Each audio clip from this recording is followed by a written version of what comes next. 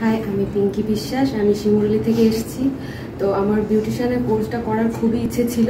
তো ফেসবুক থেকে আমি যখন স্ক্রল করি, করতে করতে দেখি ম্যামের কাজ আমি 3 মাস ধরে ফলো করছি। 3 মাস পর আমি স্যারের সঙ্গে কন্ট্যাক্ট করি অ্যাডমিশনের জন্য। তো আমি স্যারের সঙ্গে যখন কথা বলছিলাম যে আমি ভালো করে পড়াশোনাও জানি না বেশি, তো আমি কাজটা শিখতে পারবো কি না।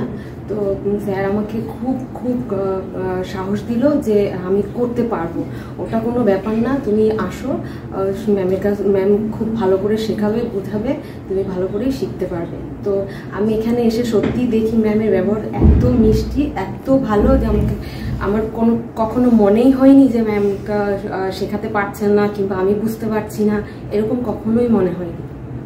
এমনকি আমি কাজ শিখতে শিখতে এখন কাজ করছিও, প্লাস এখান থেকে আমি যেখান থেকে কাজ শিখছি কল্যাণী থেকে, এখান থেকেও আমি ক্লায়েন্ট পেয়েছি। এখান থেকে আমি ওখানে আমার বাড়িতে পর্যন্ত গেছে, তো আমি সেখানে বসেই কাজ করছি। এখান থেকেই যাই, মেয়েটা আমার চেনা পরিচিত আছে, তো আমি খুব হ্যাপি।